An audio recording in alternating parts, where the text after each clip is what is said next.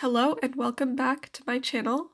I first want to apologize for disappearing for several months after saying I would try to upload weekly. Thankfully, the past 4-ish videos I've uploaded have been weekly uploads, so I'm hoping that this time I will actually be able to make either bi-monthly or just weekly videos and keep up with that sort of thing now that I'm out of school. Now, with that out of the way, I want to be clear that this video might be a little bit all over the place. I do have a main topic I want to talk about, however, I am not used to making long-form content yet, and so I cannot promise that this will be cohesive or even fully understandable at times. Hopefully that's not a huge problem, and hopefully nobody minds, but I just want to give a warning, just in case. In today's video, I want to talk about improvement and how you can enjoy the process of improvement. So there has always been, and always will be, this criticism that drawing what you love will not help you out long term. The thought process behind that is that when you are only drawing what you love, you might not branch out and you might not really expose yourself to drawing more complex imagery, and you will not find yourself improving rapidly because you are only drawing the same thing repeatedly. Obviously, there are different situations where this might apply to. A lot of artists, especially beginner artists, are pursuing art out of curiosity and entertainment and joy rather than a specific drive to improve, whereas a lot of more advanced artists may be wanting to improve desperately in order to make art their career or even just become a specialized artist in something. And while there are similarities between both, I will mostly be focusing on the latter because that is more aligned with my own experiences and situations as someone who has been drawing and learning how to draw for over 10 years now. First, I want to talk about the rapid shift into improvement that people seem to turn to, and I think in large part that is due to social media. Obviously, there are a lot of good things with social media and posting your art on social media. People can make entire careers out of it. However, there are drawbacks, as there are with everything, and the drawbacks of being on social media are actively horrific. If you weren't already aware, there has been this influx of bullying that has only increased in the past couple of years across various social media, specifically Instagram and TikTok, due to short-form content which can be popularized whether or not it's actually visually appealing. So many young artists who have just started posting will post their artwork in this type of short-form content and receive an insane amount of bullying in the comments. And this feedback of bullying pushes the concept that you have to be perfect in order to post your artwork, that young artists should already be masters by the time they start in order to receive any type of good feedback across social media.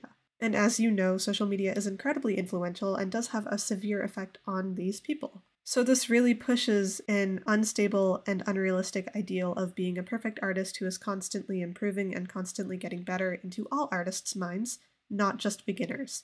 For the most part, these beginner artists usually quit, but the people who are above that skill level, who are average or even advanced artists, will just instill within themselves that they must always be improving at the cost of their own enjoyment in the craft. Now, while I'm not going to try to make any type of case for or against social media in this case, I do think it's imperative to notice that social media is a huge factor in how artists feel about their own creations. Now that I've established where this unrealistic need for improvement comes from, I want to talk about how you can shift that into a better and healthier perspective. Arguably, the best way to do this is to separate the improvement factor from the enjoyment factor and do a mix of both, where you do studies or things specifically to improve, and you also make art for enjoyment and your own fun. However, for people who are busy or people who don't want to do that or still want to see improvement with every piece they draw, this is not feasible. And in that case, I don't understand why you can't draw what you love alongside studying. If you don't already know, I love Twilight. It is one of my favorite pieces of media despite its inherent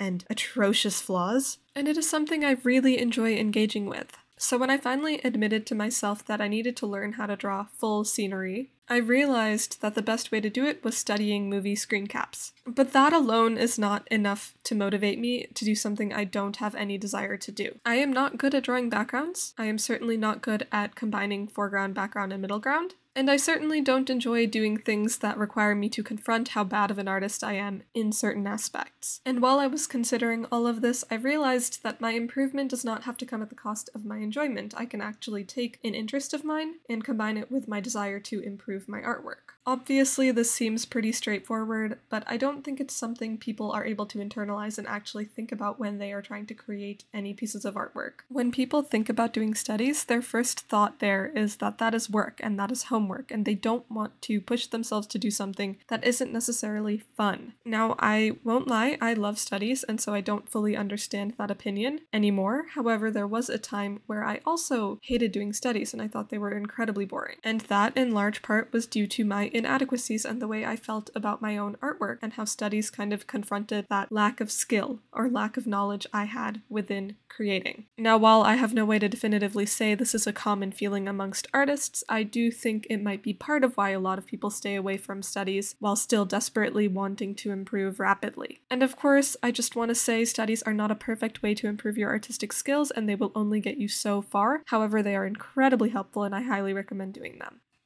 All of this to say, I finally started doing background studies and scenery studies because of my joy and love for Twilight. Through combining my desire to improve with something I genuinely enjoy, I am able to put in a lot more time and energy than I normally would into creating these studies because I enjoy the subject matter. This logic will not work with all types of studies. Like, you aren't going to learn how to draw poses just because you like drawing poses from a movie. It's not going to help you learn anatomy overnight. However, it does give you a large boost when you are trying to do things you don't want to do. I mean, let's say, in the case where you are trying to learn character interaction and how to draw that, drawing your favorite characters interacting is like one of the best ways to actually learn how to do that. However, on the other hand, if you are trying to learn how to draw hands, it's going to be a little more difficult to find a bunch of hand poses and basically say, this is my favorite character's hand, and I'm drawing it repeatedly. I mean, I say that, but I'm sure someone has done it, and I'm sure it's possible. I've seen a lot of people draw their own character's hands repeatedly,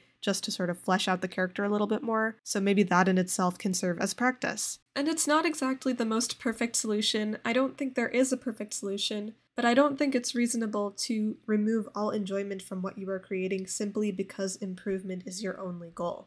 A lot of artwork is simply experiencing the process and working through it in order to get to the final image. And if your only goal is to improve and become a perfect artist, maybe you're not really enjoying what you're doing. And I feel like that's a really big shame because creating is supposed to be enjoyable. For so many people, improvement becomes such a massive goal that enjoyment no longer exists. There is such a level of competition between artists online that people can't even post their beginner art comfortably. Drawing what you love seems to be considered a curse or an act of stupidity or something that only unserious artists do, when in reality it is so common for famous artists to only draw what they love. Lois Van Barl frequently draws stylized women. The same is true with Ross Draws. Sarah Tepes has done and shown a lot of different paintings and sketches over the years, but she consistently draws similar things over and over again. Sketches of Shay will continue to draw her cowboy characters when she's creating artwork, and she still continues to improve rapidly. Kellogg's Loops continues to focus on female portraiture, something that is literally confirmed in the About section on his own website. All of these artists are considered masters in their field, and they all share one common thing. They all continue to draw exactly what it is they love drawing. It is very easy to point out that all of these artists have also had traditional artistic learning backgrounds. However, almost all of them returned to completing their artistic desires after receiving their education. So, continue to use your passions to create art you like. The stressful desire to constantly have improvement tends to destroy a person's love and desire to create art. I have found throughout my years of creating art that it's far better to draw what you love than hate everything you make. Becoming the so-called best artist is not worth the trouble if at the end of the day you are not happy with what you are doing. So yeah, if you've made it this far into the video, I want to say thank you for watching, thank you for sticking around. I know I've been rambly and kind of all over the place. I'm trying to get to the point where I can comfortably make good videos, and in order to do that I have to make videos at all. Hopefully I will see you guys next week in a new video when I post on Sundays.